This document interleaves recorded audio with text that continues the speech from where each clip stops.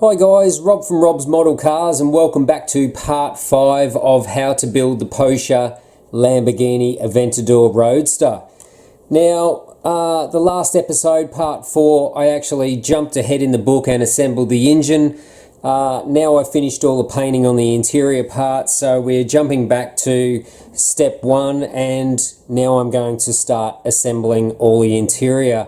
So I've just done a couple of little things off camera. I've just fitted the center console panel and put the Lamborghini decal on the navigation screen. I've done the same thing. I've done the instrument decals, a little bit of silver painting here on the switches, and I've added the Lamborghini metal decal. I've also done some custom painting on the steering wheel as well. So the Aventador Pirelli edition has a silver spokes on the steering wheel. I've added the decal. I've also painted the gear shifters in Tamiya silver as well, and all the other parts that were just in a silver plastic. I've also painted all the pedals and footrest in the matching Tamiya silver as well. So yeah, just wanted to do those few other little bits and pieces, and I just added the little seat belts in here as well, which were in molded silver plastic. I've just painted the red end first and then just painted those in matte black, so I've glued those onto the seats. But that should be enough to start moving forward now and reassembling the interior. So again, some time for the time lapse, and let's get this interior together.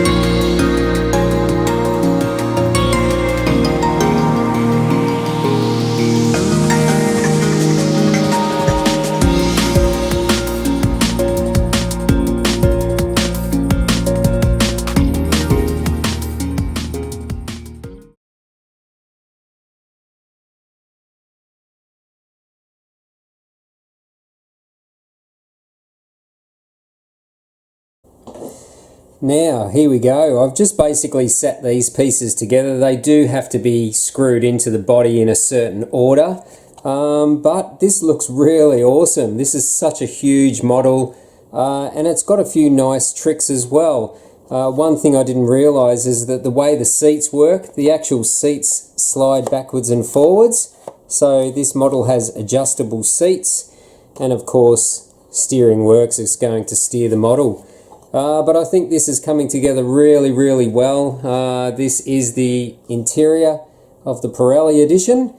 And yeah, so let's keep moving on.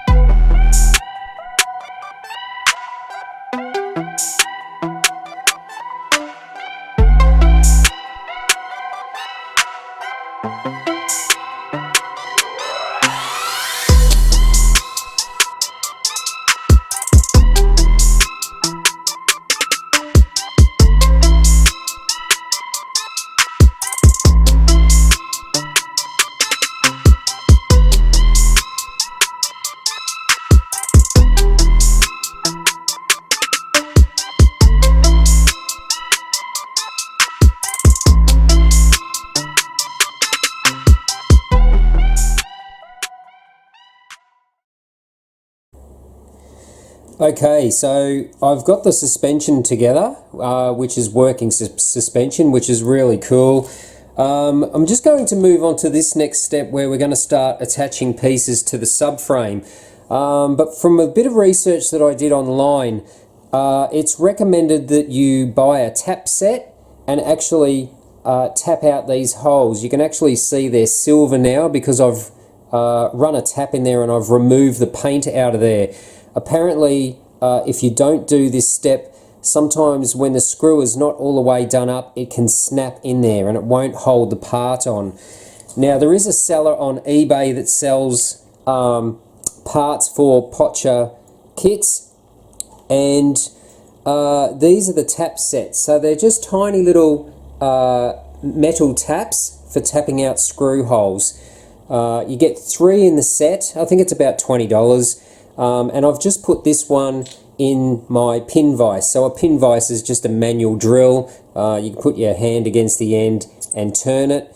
And what this does, it cleans out the thread. So what you do, you just put it in the hole, you twist it a couple of times and then undo it to remove the little bits of metal. and then you do it again. You only need to do that about 3 or 4 times, and that will actually remove any excess paint that's in that thread. And then when it's time to actually screw on the suspension parts, they will screw straight in much easier, and you're not going to have to force the screw. Now, as I said, there's 3 different tap sizes in the kit, because there's 3 different size screws for all these subframe sections. So I've done these ones here. You can see actually they're bright silver because there's no black paint left in there. Before I start all the assembly, I'm going to go around with all of these holes and just make sure, I'll check in the book and make sure what attaches to it, and I'll just thread, I'll tap those holes out now, so that when I get to that stage later on, I've already done it and I'm not handling it with all the other parts in here. So a good idea to do that before you move forward.